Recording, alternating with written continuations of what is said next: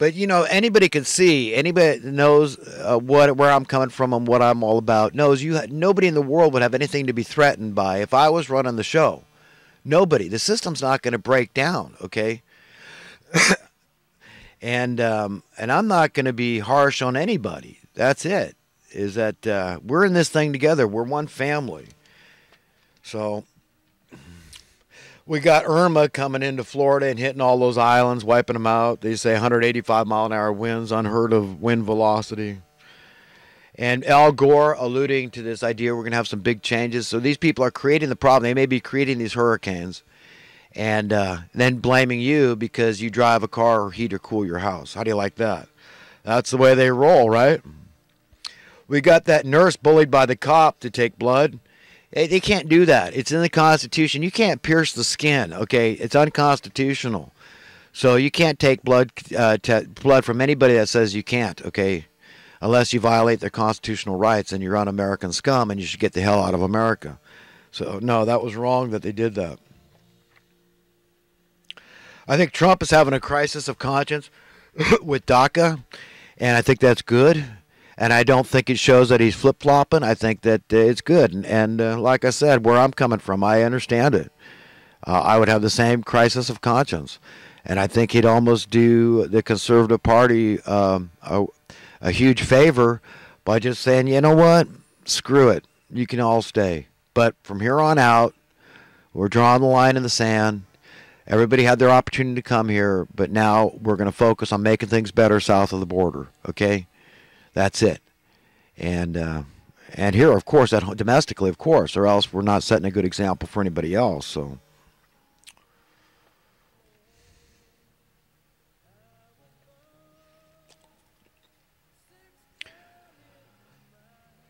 dissent is the highest form of patriotism, Thomas Jefferson, but coercion through villainization, demonization, and alienation by way of groupthink talking points and psychologically gaslighting your opponents goes much further than dissent. Yeah, I'm not for that. That's intimidation, terrorist tactics. So, InfoWars reporters need to ask those who support unbridled immigration how they feel about Native Americans that can't afford a roof over their heads and are being allowed by the American government to die out in the cold.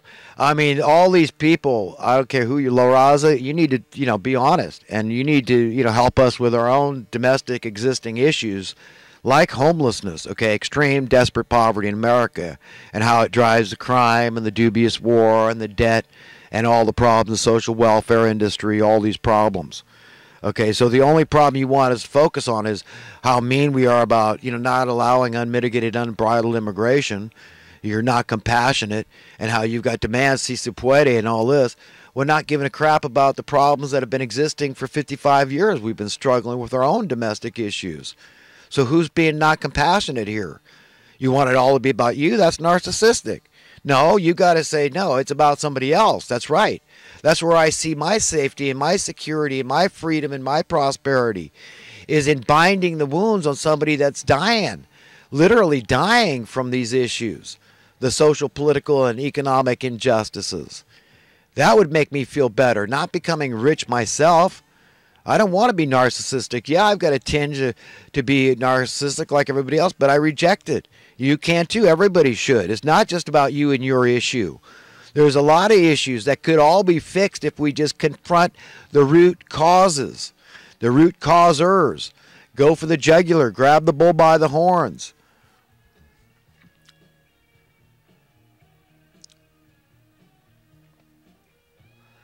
This idea of jobs creation and all that, it's not going to work, okay? Automation has taken over. Look, who would miss it if the post office went to 3 days a week? What do we care? Okay, because they can just expand the time that your bills are due. Give them people another week because in case, the mail fell on the wrong day. Give them extra time to pay their bills. Okay? God help us to understand. And I'm sorry. Sorry sometimes I come across the way I do, but, I'm having a hard time contending with the illogic that is the rule of the day in our civilization. People think we got to create jobs and all this. No, we could do all sorts of things. I'm all for whatever our hearts desire. Create artificial reefs so the surfers can get their hearts full. Okay, I'm all for it. Whatever your heart desires, let's build it infrastructure-wise and work together here to make it come to life, make it be a reality. God gave us the wherewithal with the imagination, the hands and feet and the brains. Okay, it's not about the money, it's about a willing workforce, and we have that. And until we don't, nobody can tell me I'm wrong. We should shoot for the best, shoot for perfection, shoot for idealism, shoot for a perfectly, entirely, absolutely, utterly livable world. Okay, down to the smallest detail. Not for some, but for everybody. We can all come into agreement as one big, gigantic family, caring just about our brothers and sisters, as much about them as we do ourselves. If we could do that, we'll be successful. We'll be pleasing to God, and He will find a way to make it all work.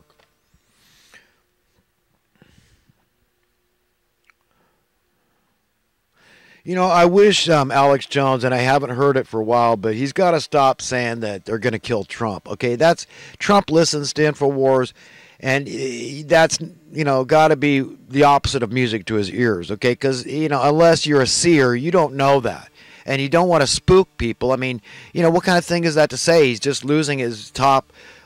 He's higher than Secret Service, I guess his top bodyguard or something. He's just losing him. So I mean, Trump's got to be able to trust his Secret Service to protect him, okay? Because there is a lot of people that would like him dead and would jump at the opportunity. But the man is courageous, okay? He's this multi-billionaire that could live the life of Riley comfortably for the rest of his life, but he's devoting his life to the people. I believe he's the blue-collar president. That's what I believe. If I'm wrong, I have a right to be wrong, just like you do, okay? But the alternative by default was Hillary Clinton. And I sure as hell 100% believe that Donald Trump is miles better, worlds better than Hillary Clinton. So, I mean, maybe I'm wrong. I still have the right to be wrong about that. But give the man a chance. He's only human. Okay, and if he needs to take one step backward and two steps forwards in doing business and raising the debt ceiling, then give him a chance. He's been in office for what, 7, 8, 9 months? Whatever. Okay, it's nothing. It's a pittance. Okay, and he needs to work with the powers that be, because if he gets too controversial and steps on too many toes too quick, he knows he's not going to get anything done. They'll create log jams and stalemates and impasses that to set him back and to just wear him out. But give the man a chance. I'm still all in. I'm trusting Trump.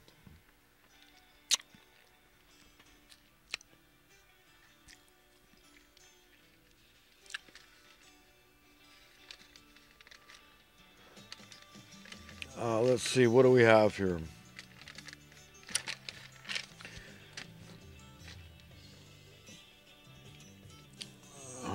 I was just getting into DACA, but I already talked quite a bit about that and where I'm coming from. But I see both sides of the issue. I get people, they want to act emotionally. They say, no, we got to kick all these people out. And I also see the other side. And I kind of, probably if I had to, I would just say let them all stay, and Trump can use this to his advantage and, make peace, not war. And that's just what I think. I think it would be best all the way around. But we've got to, say, no, we're changing the tone of immigration here on out, definitely. I think the wall is stupid. Where there's a will, there's a way. It's that taboo effect. It's going to make people want to come in more. So unless they take away the incentives and say, no, you've got to come here legally or you're not getting welfare. That's all they've got to do. Come on, folks. Let's be reasonable. You need ID to get a can of paint. We have a right to know where you're coming from, what your motivation to be here is, okay? We don't need Trojan horses with terrorism and all this kind of crap, people coming in that have ill will toward the people. There's a lot of reasons why we've got to regulate this immigration thing. So, yeah, I think it's fair that Trump puts his foot down, but at the same time, let everybody stay. So what? I mean, I kind of wish I had the advantage. I'm almost jealous of a lot of these immigrants. I'd like to have a foot in Mexico and a foot in the States. Yeah, to be established, sure. Mexico's an awesome country. Awesome. I'd love to have family down there I could go and stay and vacation with. and be the hero sending money back down there, even a little bit. $10 a month, they say, wow, that really helps me out a lot down in Mexico. So you know what? I say let them all stay. That's my personal view. That's where I'd stand. I mean, I understand the emotions and how, you want to kick them out. And look, I'm just a blue-collar guy myself. And I've lost a lot of work to immigrants. They love the occupation I'm into. Okay, it's easy to get into. It's self-employment. It's like running your own show, and they love it, picking their hours and, getting, way above minimum wage at least. But, so, I've got no ulterior motive here is what I'm trying to say. I don't have a dog in the fight.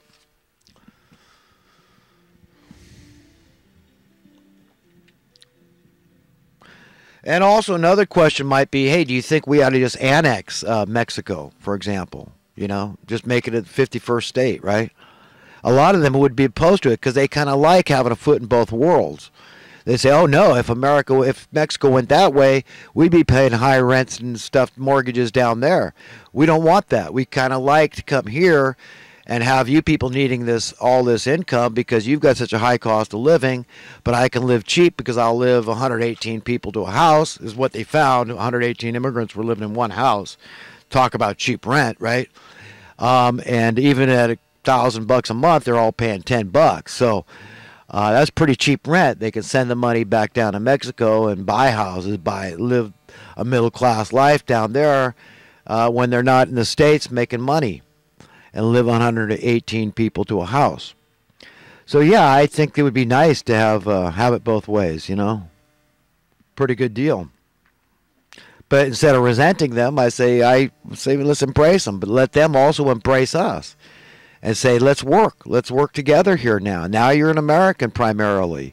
You might have dual citizenship, which is an advantage over me, but I'm not going to begrudge you that. I'm not going to resent you. I'm not going to envy. I'm going to say you understand. You're America first. Now you're primarily an American, and you've got to care about our causes, about the cost of living, and be educated on economic issues and our own struggles, or labor and the struggles we have to be treated fairly by our masters, okay, the money masters of misery.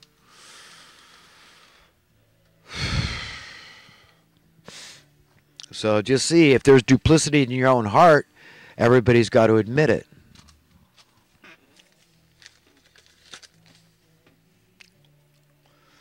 I still think the peace gathering is a good idea. I think Alex Jones ought to get involved in that. He's got a really high platform that he could work from to rally that support. But really, we've got to, if we're peacemakers, it's written in Scripture, the peacemakers should be called the sons of God, daughters, of course. People of God.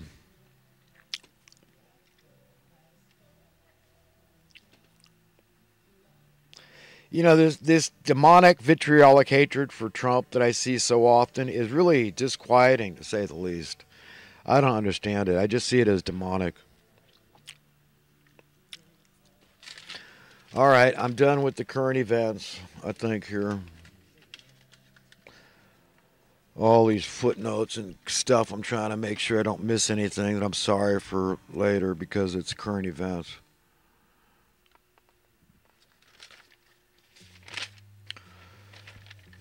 On to thoughts from the previous week. If I didn't know better, I'd think God was an impotent a-hole. So, a little word of agreement for the atheist. I mean, what you got to know is the story from the original sin, the knowledge of good and evil. Everybody needs to know that story at least. It's the only way I can explain that God, the rhyme and reason why we have all the problems we have out there. The organic stuff, like natural disasters, for example. The hot, the cold, okay? This miserable insects that attack human beings.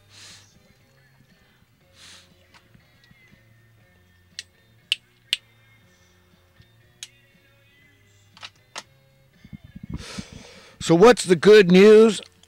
That God's not an a-hole and that he is all-powerful. That's good news, folks. That he's a nice guy, nice God. Do we have a right Are we entitled to be wrong, to make mistakes? I kind of talked about that earlier. And I think it's something we all have to ask ourselves, because I'm starting to get the feeling that from some people are so intolerant, preaching tolerance, that we don't have a right to be wrong, but we do. As long as we really believe it, as long as we're not intentionally deceiving ourselves, which can happen too. But even then, you're wrong, and you have a right to be wrong, and somebody else has the right to point that out and help people to come out of the darkness into the light, see how they've been